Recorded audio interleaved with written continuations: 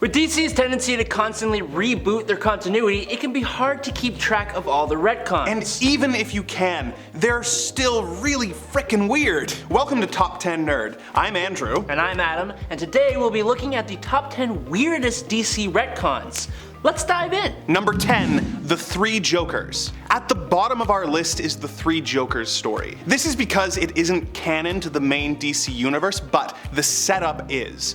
When Batman became the god of knowledge by sitting on the Mobius chair, he became able to find out the answer to any question he asked. One of the first things he wanted to know was the true identity of his archenemy, the Joker. To his surprise, the chair informed him that the Joker was actually three different men. This was never really explored in main continuity, but in the Black Label story The Three Jokers, we learned that the reason the Joker acts so differently depending on the day is that Batman has been dealing with three different Jokers, known as the Clown, who was the Joker who killed Jason Todd, the Comedian, the Joker who shot and paralyzed Barbara Gordon, and the Criminal, who seems to be the Golden Age version of the character. The writer, Jeff Johns, stated that it was because it was so revolutionary, it would be out of canon with the option of bringing it into the main universe once fans inevitably loved it, comparing his story to Alan Moore's The Killing Joke, which went through a similar process. Personally, I think it's best this stays in Elseworlds, as it just opens up too many questions about Batman's already kinda weird continuity. Number 9, Martian Manhunter. Put some respect on my boy's name. In the New 52 era, one of the biggest changes made to the Justice League was that Martian Manhunter was not a founding member of the team, a place that he held for years. Instead, his spot was taken by Cyborg, who was now created thanks to a mother box. This had a ripple effect of changing the important place Cyborg held in the Teen Titans, meaning it was erased completely. I personally liked the change a little bit. I always have felt that Cyborg has been a little underappreciated, so to make him a founding member felt like a huge step up for his character, who is one of my favorites. But at the same time, John is also one of my favorites. It's just that his status as a newly arrived alien from Mars made it make more sense that Cyborg, who has lived a relatively normal human life on Earth, should be the one of the original defenders of the planet. It may be a weak argument, and I know that many people weren't too happy with the changes to both the JLA and the Titans. Let me know your thoughts. Number 8, Hal Jordan, from hero to villain to host. Hal Jordan was one of the most beloved and respected members of the Green Lantern Corps. When his home, Coast City, was destroyed by supervillains, he was consumed by grief. He tried to recreate his city and its inhabitants with his ring, but as this was against the ring rules, he was summoned by the Guardians of the Universe for judgment. He snapped and killed pretty much the entire Green Lantern Corps, taking their rings in hopes of becoming so powerful that he could restart the universe and save his city. He started calling himself Parallax and was now a villain. He eventually learned the error of his ways and sacrificed himself to save the day and died. DC eventually wanted to bring him back as Green Lantern, but realized that would be really hard with him having committed so much genocide since he was a hero. They retconned it so that he was actually being influenced by a yellow fear demon named Parallax who had taken over his mind. This allowed Hal to rejoin the Green Lanterns, be a member of the Justice League, and become the Lantern's golden boy again by absolving him of any responsibility for his actions. Number 7, the Justice Society. One of the most hated retcons to come out of the New 52 was that DC made it so that the Justice Society of America, a well-respected team that included popular characters from the golden age of comics, that was a huge part of DC's comic book history, both in the actual continuity and real life, had just never existed. It's just such an odd choice, as the legacy aspect of DC Comics that these characters served as the basis for was just completely wiped out. That legacy concept had done so well for DC prior to the past decade, so it seemed like such a strange choice to make. DC made a few weird choices with regards to retcons created during the New 52. Some were loved, some were not, but to fans, this one seemed just straight up rude. Just because Jay Garrick and Alan Scott are old news doesn't mean they aren't as important. Respect your elders, DC. Come on! Number 6, Tim Drake. Robin no more? When the DC universe rebooted into the New 52 continuity, DC editorial wanted to make their heroes younger and changed the continuity so that the Justice League had only been operating for 5 years. If they had wanted to start the New 52 with Batman working solo or with Dick Grayson still being Robin, this probably would have worked. But DC wanted to have their cake and eat it too, wanting a younger Batman, but still wanting to use characters like Nightwing and Jason Todd. In order to accommodate the new timeline, retcons to the various Robins' backstories had to be made. Dick and Jason got away relatively unscathed, but Tim Drake got the short end of the stick. Tim was originally introduced after Jason Todd had died at the hands of the Joker. Batman was acting recklessly, and Tim deduced that Batman was Bruce Wayne. Believing that Batman needs a Robin to temper his aggression, he asked Dick to become Robin again, but ended up getting the gig himself, being the main boy wonder from 1990 until 2009 when Damian Wayne became the new Robin and Tim Drake became Red Robin. In New 52 canon, he never quite figured out Batman's identity and was never Robin, having apparently always been Red Robin. Fans hated this, and his original origin was eventually put back into canon. Another consequence of the New 52 was that in order to explain how Batman had a 10-year-old son, Damian was retconned to be a genetically engineered baby who had grown faster than normal. Number 5. Identity. Identity Crisis was a really engaging mystery story that paid great close attention to comic book history, but unfortunately, it is another one of DC's strange retconning events that changed quite a few things that left readers completely flabbergasted. Whether it was the super unnecessary and inappropriate use of Dr. Light's attack on Sue Dibney, which itself was an example of the crappy way women were treated in comic book stories in order to motivate the male hero,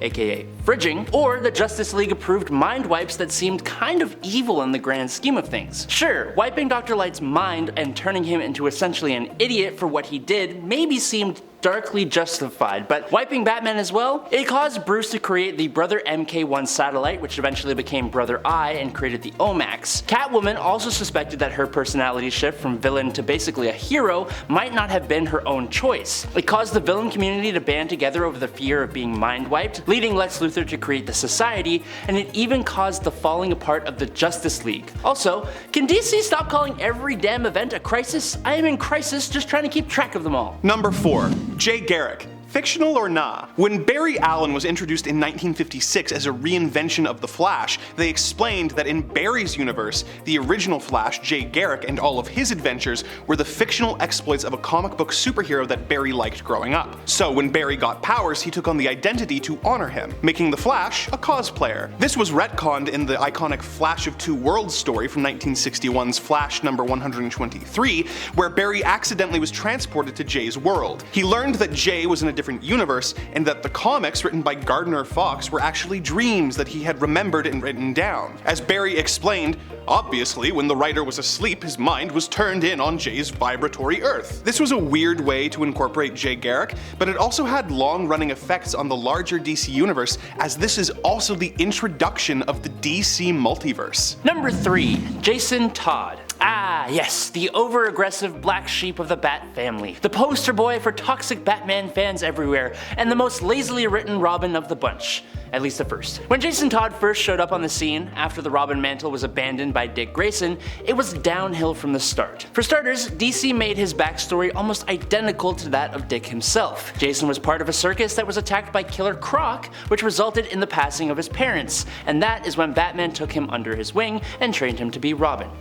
This time it's the Killer Croc's fault. Very original, DC. I see what you did there. Very nice, yes. So already this Robin seemed to be the target of Batman for being exactly like his beloved Dick Grayson, but Jason wasn't Grayson, obviously. In a retcon, he was made to be impulsive, reckless, and rageful, probably because his mentor wanted the old guy back. I'd be mad too. Now, his backstory was reworked to make him a tough street kid whose parents succumbed to a life of crime and substances, but that's not the weird retcon. After his passing at the hands of the Joker, and technically at the hands of the fans, and after his resurrection as the Red Hood, he revealed to his sidekick that the cause of his streak of white hair was the fact that Batman had made the young Robin dye his hair from red to black in order to make him look more like Dick and avoid anyone asking about this new Robin's identity. Sure, it makes some sense, but my god, Batman needs to learn how to be a better Bat Dad. Number 2. Punching reality. In one of DC Comics' first and largest moves, the publisher removed all of the parallel Earths that they created during the Bronze, Silver, and Golden Age of comics in the Crisis on Infinite Earths. This was controversial even at the time, as it was a huge move that was meant to streamline their continuity and bring everything into one Earth. Unfortunately, the whole move was pretty pointless because it didn't take DC long to go back on that idea and retcon it, but they did it in what was honestly an incredibly odd way. We're talking comic books here, so there is a large suspension of disbelief that needs to take place, but making Superboy Prime punch reality just seems on another level. Being from an alternate reality himself, he got so mad at the current state of affairs in the DC universe that he punched a hole in reality, which created the multiverse again and started the incredibly complex history of DC continuity, which only recently was reverted so that literally everything is canon if you want it to be. We did a whole explained on the DC continuity, so if you want to check that out, we will add a link for you right somewhere over here. Number 1. Hawkman's origin. Hawkman has one of the most notoriously difficult origins to keep track of in all of comics, so I will be giving you an abridged version of his history. In his original 1940 origin, he is Egyptian royalty who has been reincarnated throughout time as a variety of different heroes before eventually becoming the archaeologist Carter Hall, spelled like this. Carter becomes Hawkman and fights crime. With me so far? When reintroduced in 1961, he is an alien cop from the planet Thanagar named Carter Hall, spelt like this. He comes to Earth and takes on the secret identity of an archaeologist named Carter Hall, with the original spelling. It makes sense when you think of him as a total reinvention of the original character. Where things start to get confusing is 2 years later when we learn that the two different versions are actually multiversal variants of each other, with the alien living on Earth 1 and the original archaeologist being on Earth 2. In 1986, the Crisis on Infinite Earths happens, and all of the worlds are combined into one. How to handle the continuity? Well, they changed it so that they were two different people who just happened to have similar sounding names and were both Hawkman at different points in history, with the original operating in the 40s and the alien operating in the 80s. In 1994, 0 Hour happens and all of the various Hawkmen become one guy, but it doesn't stick. In 2011, the New 52 retcons Hawkman so that he has always been a space cop from Thanagar. In 2017, Carter with a C is reintroduced, with it being explained that he reincarnates because the knife he was killed with in Egypt was made of nth metal from a Thanagarian ship, kind of introducing elements of both of the origins. In 2018, we learned that the two versions have become one again, with the space cop being one of Carter with a C's reincarnations, retconning the character to be able to be reborn not just in different eras on Earth, but on other planets as well. So, to sum it up briefly, reincarnated Pharaoh becomes space cop, becomes two different people. He's retconned to have only ever been a space cop, and is retconned one last time to be a reincarnated Pharaoh who in one of his lives was an alien space cop. Which, when you say it like that, makes perfect sense. By the way, most of this can also be applied to Hawkgirl. Any other weird retcons that leave you scratching your head? Let us know in the comments below, and remember to like and subscribe for more Top 10 Nerd. Peace out, nerds!